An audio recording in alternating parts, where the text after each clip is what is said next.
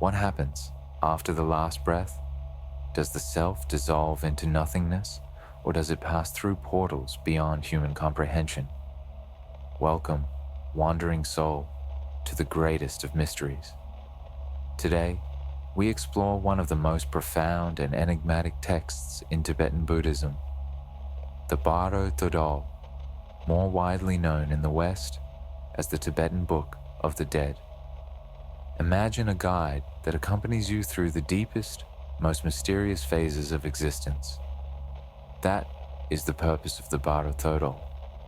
But this is not just a manual about death.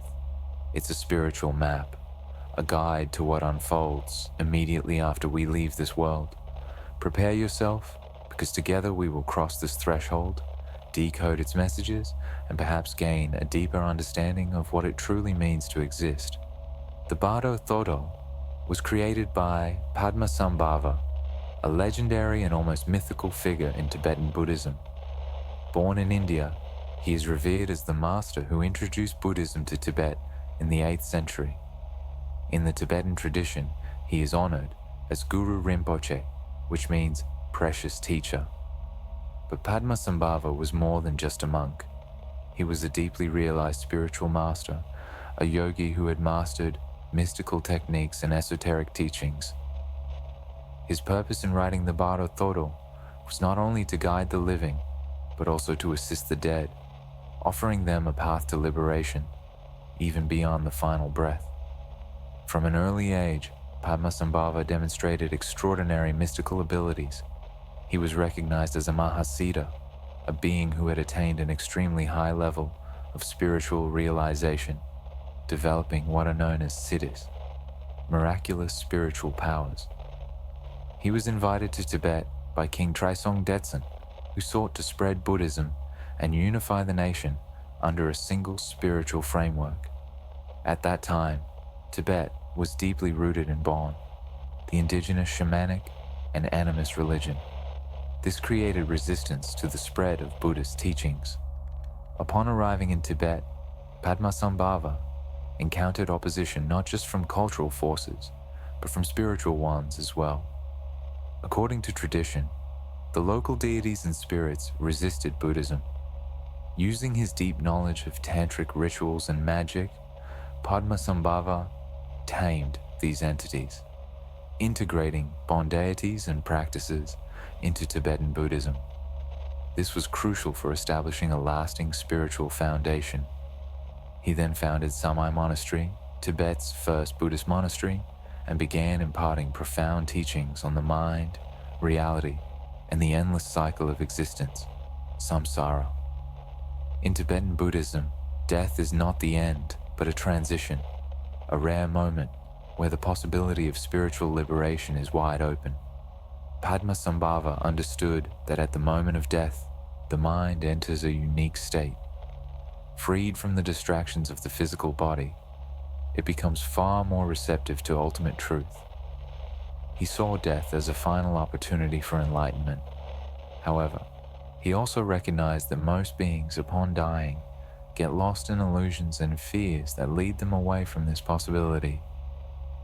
His mission was to create a guide, one that could be read by those attending the dying or studied beforehand to prepare the mind for the bardos, the transitional states after death. At its core, the Bardo Thödol was born out of compassion, offering wisdom to ease suffering and open the gates to awakening. The Bardo Thödol describes 3 primary bardos, the states a soul experiences after death. In the Chikai Bardo, the soul experiences the moment of death itself. This is when the physical body dissolves and consciousness is released from material limitations. As the body fades, the soul encounters the clear light, a dazzling, boundless radiance that represents the absolute nature of the mind. It is described as pure, brilliant, and infinite. Some spiritual traditions refer to this as the higher self, while others see it as the solar mind. Regardless of the name, this state embodies totality and infinite peace. For a prepared spiritual practitioner, this phase offers a rare opportunity for immediate liberation.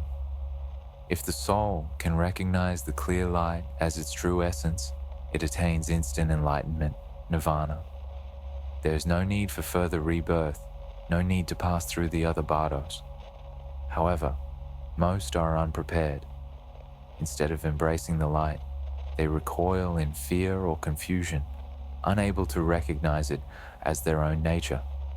The soul hesitates, stepping away from liberation and entering the next phase of the bardos, where it encounters increasingly fragmented and illusory experiences shaped by its karma. Swiss psychologist Carl Jung once said, "Gods and demons are projections of the unconscious, powerful and unavoidable until we recognize them as parts of ourselves." The Chonyid Bardo is precisely this, a dimension beyond the physical world, where the soul confronts projections of its own mind. These may appear as divine beings or terrifying visions. Here, everything the soul has repressed, feared, or desired throughout life intensifies into living, breathing experiences. There are two primary types of visions in the Chonyid Bardo. Peaceful deities. The soul first encounters radiant, benevolent beings, manifestations of its higher consciousness. These figures may appear as Buddhas, Bodhisattvas, or celestial guides, radiating wisdom and compassion. Wrathful deities. If the soul fails to recognize the peaceful deities as the aspects of itself, it begins encountering ferocious, terrifying figures. These wrathful beings represent the soul's own fears, attachments, and suppressed emotions. This stage reveals a fundamental truth. All experiences in the afterlife are projections of the mind. If the soul realizes this, it can transcend its fears and illusions, achieving liberation. However, many become trapped, clinging to positive visions or fleeing from terrifying ones, unknowingly binding themselves to samsara, the cycle of rebirth. The Sidpa Bardo is the final stage, the moment where the soul chooses its next existence. By this point, the soul has dissolved in the Shikai Bardo and faced its own projections in the Chonyid Bardo. Now, it reaches a crucial decision point. Will it succumb to the forces of desire and fear, pulling it into rebirth, or will it break free? During this stage, the soul is magnetically drawn toward a new body, shaped by its karma, the sum of past actions and intentions. If the soul is overwhelmed by attachments, it is pulled into rebirth, repeating old patterns. However, if it remains detached and lucid, it may still attain liberation. This final test reminds us that life and death are interconnected, each shaping the other in an endless dance. The Bardo Thödol is not just an esoteric text, it is a mirror of the mind and a map of our destiny. It teaches that death is both an ending and a new beginning. As spiritual teacher Ram Dass once said, "When you die, only one question remains: how much did you love?" Perhaps by contemplating these teachings, we can prepare not only for death, but for life itself.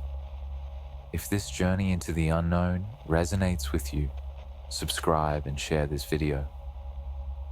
Let us explore the great mysteries of existence together.